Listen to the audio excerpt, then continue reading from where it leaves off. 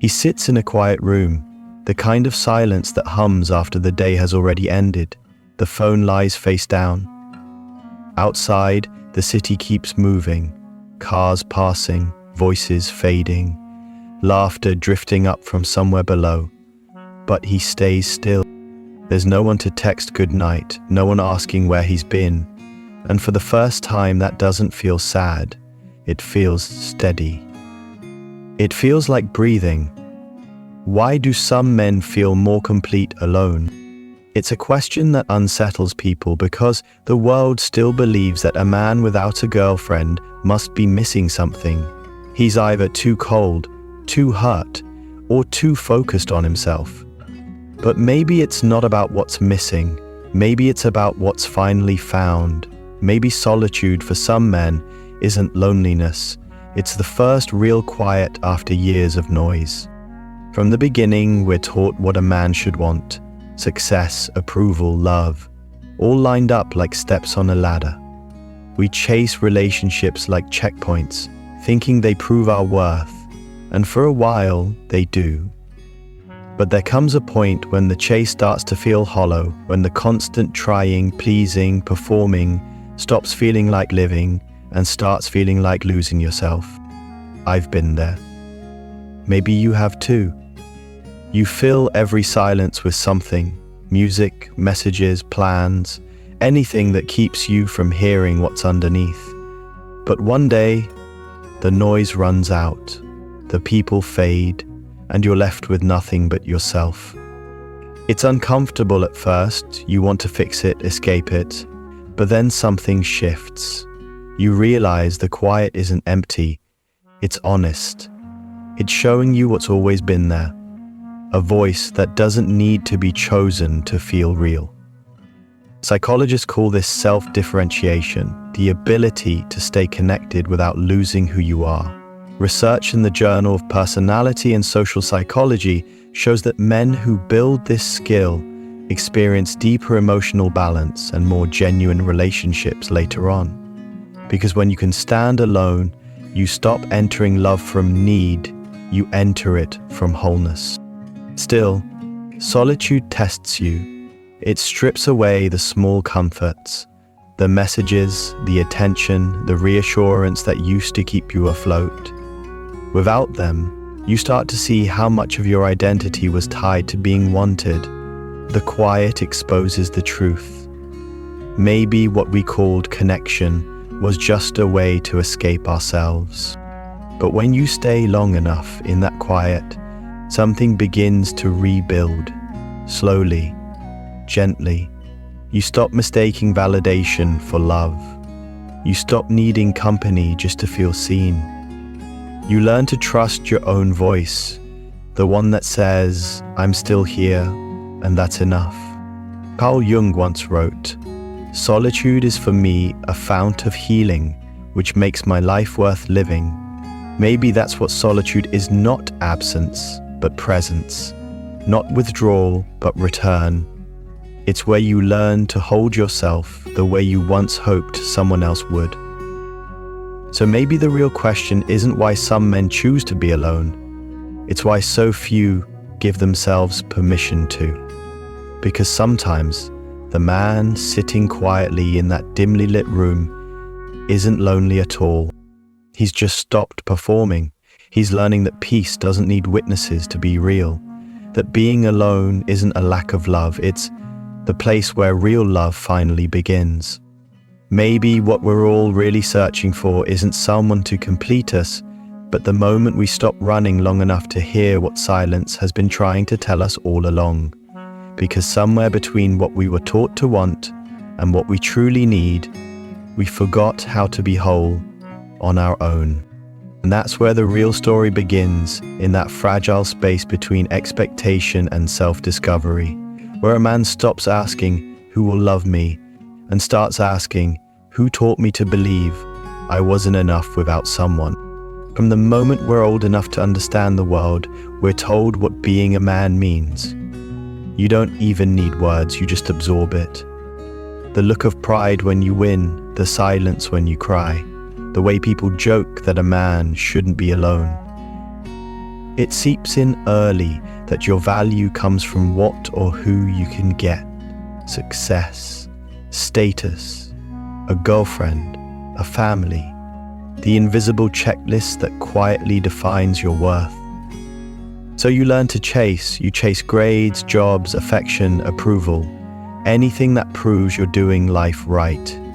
You build yourself like a resume, hoping someone will read it and finally say, "You're enough." And for a while, it works. The world rewards you for performance. Be strong, be charming, be needed. But somewhere beneath the applause, a quiet exhaustion starts to grow. Because every version of you that earns approval seems to move a little further from who you really are. That's the moment the split begins between the self that performs and the self that feels. Between the man you show to the world and the one you barely recognize when the lights go out. Psychologists call this self-alienation, the disconnection that happens when your external life outpaces your internal truth. The 2021 study published in the Journal of Social and Personal Relationships found that men who base their self-esteem primarily on external approval experience higher emotional exhaustion and lower overall well-being, even when they meet conventional measures of success. In other words, the more you live by validation, the less of yourself remains to feel it. It's not the failure that drains you, it's the pretending. We don't talk enough about how loud expectation is. It hums in everything. In locker room talk, in social media, in the quiet guilt you feel when you're not pursuing anyone. The message is simple. A man alone must be incomplete. But maybe that belief was never about truth. Maybe it was about control, about keeping men performing, producing, proving. And then something happens. Maybe it's heartbreak, maybe burnout, maybe just waking up one morning realizing you don't recognize your own reflection. That's when the old script starts to crumble. You stop asking, "What do they want from me?" and start whispering, "What do I want for myself?" It's a small question, but it changes everything. Because when a man stops chasing approval, he doesn't become colder, he becomes clearer. He starts noticing how much of his life was built around being chosen, not around choosing. He sees how many of his romantic efforts were really survival tactics, ways to earn belonging in a world that told him he'd be nothing without it. And that's where self-differentiation begins, not as a theory, but as an awakening. It's the moment you realize that being loved doesn't mean dissolving into someone else's life. It means standing beside them without losing your own shape. It's understanding that connection without individuality isn't love. It's dependency dressed as devotion. When men begin to practice this staying grounded in who they are even when they're alone, something powerful unfolds. They stop mistaking solitude for rejection. They begin to see it as a proving ground for authenticity. The world calls it withdrawal, but in truth, it's reconstruction. Because the hardest work a man can do is to define himself outside of who he's useful to. So if you've ever felt that tension between what the world expects and what your soul whispers no, that you're not broken for wanting quiet. You're simply meeting yourself after years of playing a part. And that's not giving up, that's growing up. There's a kind of silence that only comes after years of noise. Not the peaceful quiet of nature, but the absence of pressure. The kind of stillness that feels earned. For many men, solitude isn't an escape from people. It's an escape from the performance of being enough. For most of our lives, we're told to push harder, to always prove that success equals strength, and that vulnerability is weakness. But deep down, that constant striving leaves a quiet ache. Every conversation, every date, every interaction starts to feel like an audition. You smile, you listen, you give, but when the night ends, You realize you've been performing the entire time. There's nothing wrong with wanting connection. What's exhausting is needing it to prove that you matter. When the noise finally fades, the texts stop, the expectations quiet down, something unexpected happens. You notice the space inside you that's been waiting to breathe. At first, it's uncomfortable. The silence can feel like judgment. You catch yourself checking your phone out of habit, searching for validation that isn't coming. But slowly, the stillness stops feeling empty. It begins to feel like recovery. Psychologists call this process emotional recalibration. A 2020 study from the Journal of Positive Psychology found that individuals who intentionally spend time alone experience increased emotional clarity and reduced anxiety levels. In solitude, the nervous system resets. Without external performance, the body finally exhales. The heart rate slows. The thoughts stop competing for space. You begin to feel what peace actually sounds like. That's when something beautiful happens. You start hearing your emotions instead of running from them. The loneliness you feared begins to speak, and it doesn't sound like despair. It sounds like truth. You start realizing that you weren't exhausted from being alone. You were exhausted from pretending not to be. Solitude becomes a mirror. It reflects every unspoken feeling you've buried under "I'm fine." Anger, fear, tenderness. The quiet makes you face them, not to punish you, but to teach you that feeling deeply isn't weakness, it's wholeness.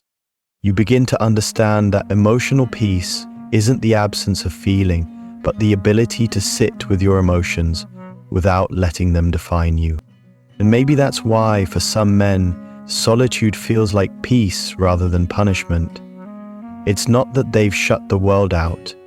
It's that they've stopped needing the world to tell them who they are. The quiet becomes a companion, not an enemy. A space where the heart can rest from the weight of performance.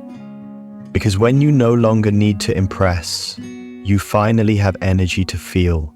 When you no longer chase, you start to arrive. And when the pressure lifts, even for a moment, you realize peace isn't something you find in the world. It's something you uncover when the world goes quiet. People often misunderstand men who choose to be alone. They see distance and assume damage. He must be hurt, they say. He's afraid of love. But what if solitude isn't a wound, it's a decision? What if some men walk alone, not because they're running from love, but because they've finally stopped running from themselves? We live in a world that worships connection, but fears quiet. When a man says he's happy without a girlfriend, people tilt their heads and ask, "Are you really okay?" As if peace requires an explanation. But maybe it's not peace that needs explaining. Maybe it's our discomfort with stillness. There's a difference between avoidance and awareness. Avoidance builds walls. Awareness builds space. Avoidance hides from pain. Awareness makes room for healing. When a man withdraws out of fear, he's numbing himself. But when he chooses solitude consciously, he's reclaiming control over his energy and focus. Psychologists have studied this difference for years. A 2019 study in personality and individual differences introduced the term self-determined solitude, the act of being alone by choice rather than by rejection.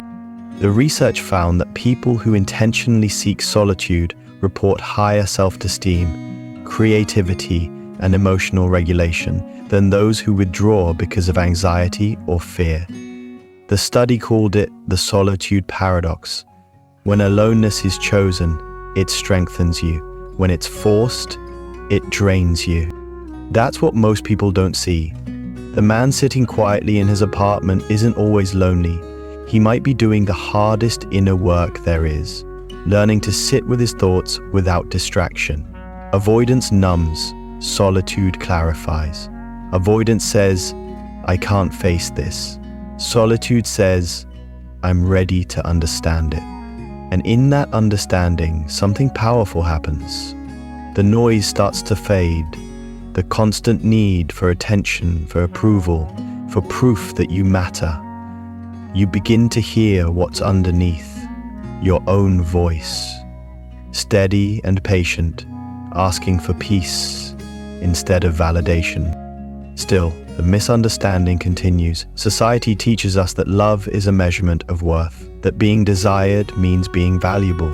So when a man chooses to be alone, people assume he's failing some invisible test. But the truth is the opposite. Solitude can be the classroom where love matures. It's where you learn to love without desperation, to connect without losing yourself. Avoidance isolates, independence integrates. One says, I don't need anyone. The other says, I'm whole and I can choose. One builds walls, the other builds roots. And when men start living from that place of wholeness, love stops being a transaction, it becomes an exchange of truth. Because solitude isn't rebellion, it's refinement. It's where noise turns into clarity, and where a man remembers who he is when nobody's watching. Once you meet that version of yourself, steady, grounded, and enough, you stop fearing loneliness. You start trusting peace. For most men who learn to live alone, solitude isn't the end of love, it's where they finally learn what love really means. After years of trying to fit into someone else's story, they start to wonder, what if the kind of connection I'm looking for can't be found in the noise? We grow up believing that love is proof of value. From childhood, we're told that being wanted means being worthy, that to be chosen is the ultimate validation, so we chase it. We bend, perform, adapt. We silence parts of ourselves that don't fit the script, all to earn a kind of affection that often fades the moment we stop performing. Eventually, something in us begins to resist, not out of bitterness, but out of truth. Because beneath the surface, what most men crave isn't constant attention, it's authentic resonance. A relationship where you don't have to shrink to be accepted, where you can show up in silence and still be seen. It's not about being needed, it's about being known. And that's a rare kind of connection. One that can only exist once a man is at peace with being unseen. Psychologists call this shift self-concept clarity, the degree to which you know and accept who you are, independent of external validation. A 2018 study in Personality and Social Psychology Bulletin found that individuals with higher self-concept clarity experience more secure attachments and deeper satisfaction in relationships. In other words, the clearer you are about yourself, the more real your connections become. That's why solitude matters. It clears the fog. When you've spent time alone, truly alone, you stop confusing chemistry with connection or validation with intimacy. You learn to distinguish the thrill of being desired from the peace of being understood. You start wanting fewer people, but deeper bonds. Fewer conversations, but more truth inside them. There's a quiet power in reaching the point where you can say, I don't need you to complete me. I just want to share this peace with you. That kind of love no longer comes from emptiness. It grows from abundance. And because of that, it becomes sustainable. Still, it takes courage to wait for this kind of connection. The world rewards immediacy, fast matches, fast replies, fast validation. But authentic love moves differently. It's patient. It asks you to be comfortable in the in-between, in the seasons when no one texts first, when the apartment feels too quiet, when your own voice is the only one you hear. That's where discernment is born. And somewhere in that silence, something shifts. You stop asking, "Who will love me?" and start asking, "Who can meet me where I am without asking me to be smaller?" You realize that solitude was never a punishment. It was preparation, a refining fire that burns away every version of you that needed permission to feel worthy. Because once you've met yourself fully, the flawed, resilient, self-reliant self, you stop chasing love that costs your peace. You begin to attract the kind that honors it. Maybe that's what real connection is. Not losing yourself to be loved, but finding someone whose presence feels like home because it doesn't ask you to leave yourself behind. Strength doesn't always roar. Sometimes it's the sound of a man closing his door at night, no audience, no validation, and still choosing to do what needs to be done. Solitude, at its core, is discipline. It's waking up with no one watching and still deciding to show up for yourself.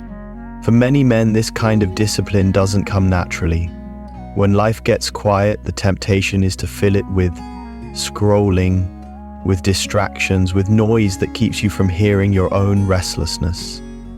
But the men who learn to stay still, to listen, to act without external push, they begin to uncover a different form of strength, the kind that doesn't depend on motivation, but on self-respect. Psychologists call this self-regulation, and it's one of the strongest predictors of emotional stability and life satisfaction.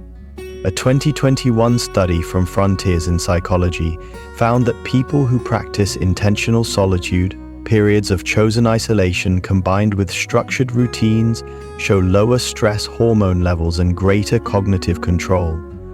In other words, solitude trains the brain the same way resistance trains the body, by building endurance through stillness. When you live alone, every habit becomes a mirror. No one's reminding you to work out, to eat right, to get up early. You're forced to meet the quiet with consistency. The dishes in the sink reflect your discipline. The clutter on your desk reflects your focus. And over time, that accountability that comes with no witnesses sharpens your sense of self. You begin to realize that freedom without structure isn't freedom at all. It's chaos. That's why solitude transforms some men and destroys others. Without discipline, solitude becomes drift, endless days of comfort that quietly turn into stagnation. But with discipline, it becomes mastery. You learn to lead yourself, to regulate your emotions without venting them, to push forward without applause, to find meaning in repetition, the small daily acts that build a foundation for strength. Neuroscience backs this up. Dopamine, the brain's reward chemical, spikes not only when you achieve, but also when you progress, when you take deliberate, consistent action. In solitude, that feedback loop becomes internal. You're no longer chasing reward from others, you're generating it through your own progress. Each time you complete a task, resist a distraction, or maintain focus, your brain quietly reinforces your self-trust. That's the hidden gift of being alone. It forces you to become your own motivator, your own structure, your own leader. You start understanding that discipline isn't punishment, it's self-respect in motion. It's saying, "I'm worth showing up for," even when no one else sees it. And slowly, that consistency turns into peace. The same routines that once felt heavy start to feel grounding. The same quiet that once felt empty starts to feel sacred. You begin to see that every small act, the morning coffee, the workout, the journaling, isn't about productivity, it's about presence. Because solitude, when practiced with discipline, doesn't isolate you from the world, it anchors you in it. It builds a quiet kind of power, the power to choose, to pause, to stay steady when everything else pulls for your attention. Maybe that's what true masculinity looks like in its most evolved form, not dominance or detachment, but direction, a man who leads himself first, who doesn't need control to feel strong, only clarity, who walks through solitude not as a prisoner, but as a craftsman, shaping a life from the inside out. Healing doesn't always look like joy. Sometimes it looks like sitting in the quiet, hands still, realizing you don't have to fight anymore. For many men, solitude begins as survival, a way to protect what's left after disappointment, heartbreak, or exhaustion. But over time, that survival turns into something softer. It becomes peace. At first, the silence feels brutal. It exposes everything you've been running from, the emptiness, the regret, the memory of who you were when things fell apart. You try to drown it out with noise, with work, with anything that keeps you from feeling too much. But healing has a way of finding you in stillness. It waits for you there. Psychologists call this process post-traumatic growth, the ability to rebuild meaning after loss. A 2019 review in the Journal of Traumatic Stress found that individuals who intentionally spend time in solitude after emotional hardship show greater emotional regulation, self-compassion, and purpose than those who avoid reflection. It's as if the very silence you once feared becomes a therapist, patient, honest, unrelenting. Solitude teaches you to face your pain without dramatizing it, to sit with memories that sting, not to erase them but to understand them. You begin to see that pain doesn't break you, resistance to pain does.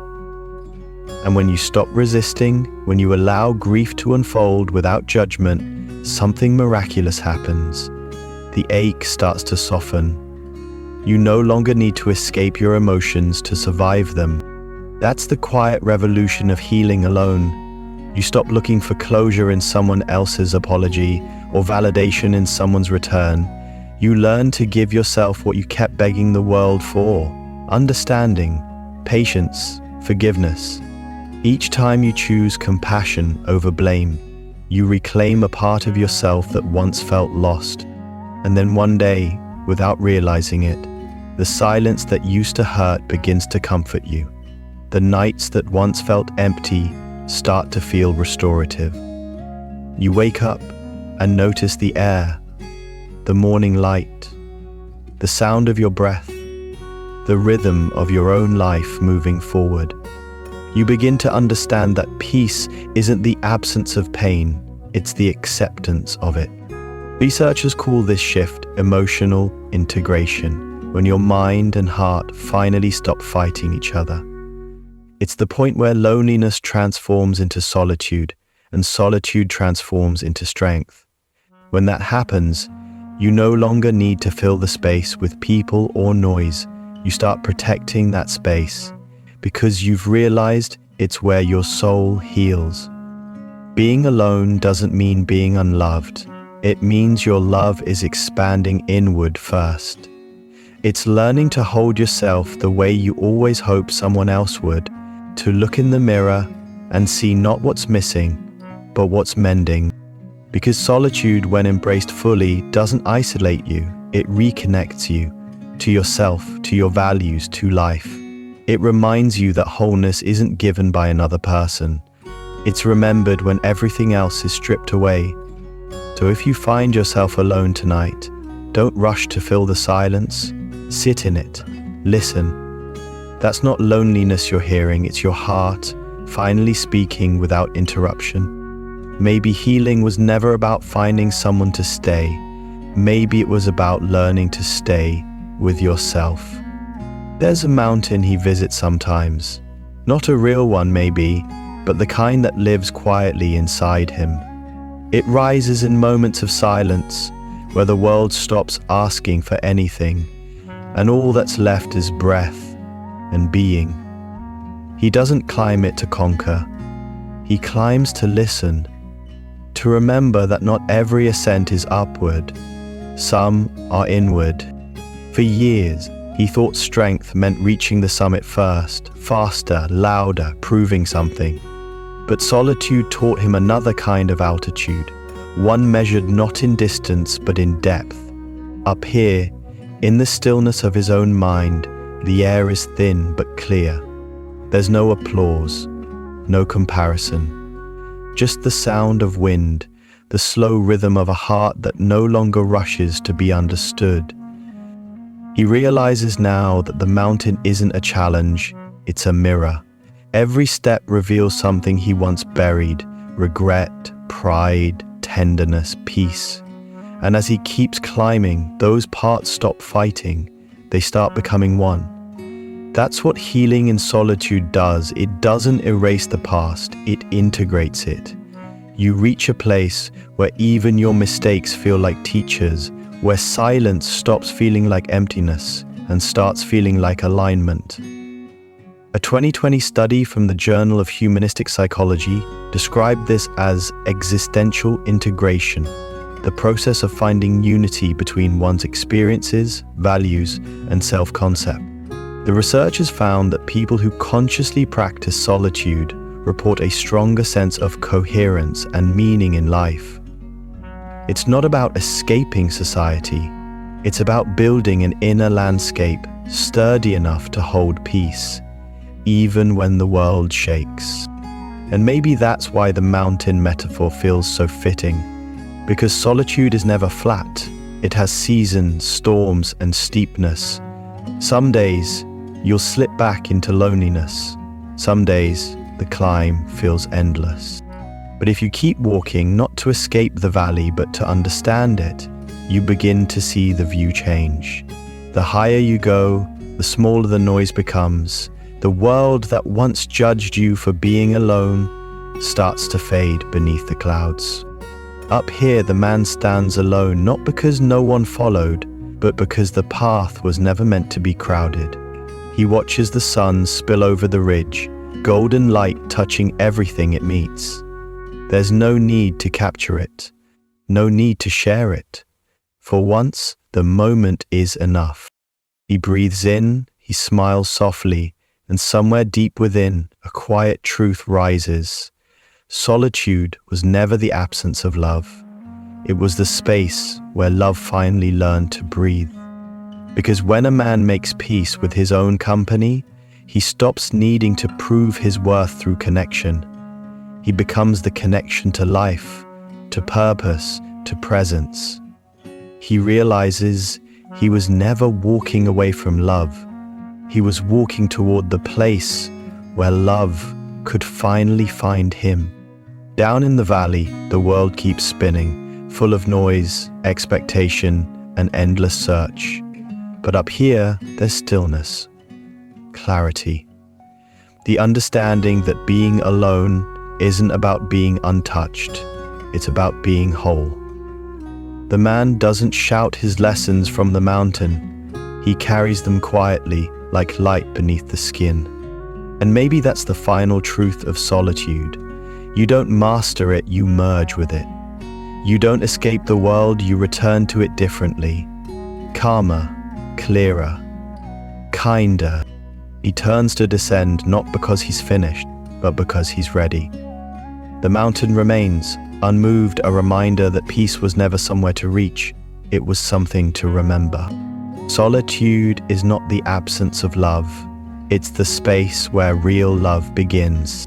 When the world gets noisy again, come back to this truth. Peace isn't out there, it's within you. Solitude isn't a void, it's a mirror, reflecting what's been waiting to be heard. If these words found you at the right moment, take a breath, stay with the quiet a little longer, and let it settle. And if you're ready to keep exploring the inner world, the calm, the questions, the healing, stay with this channel. There's still more to discover in the silence.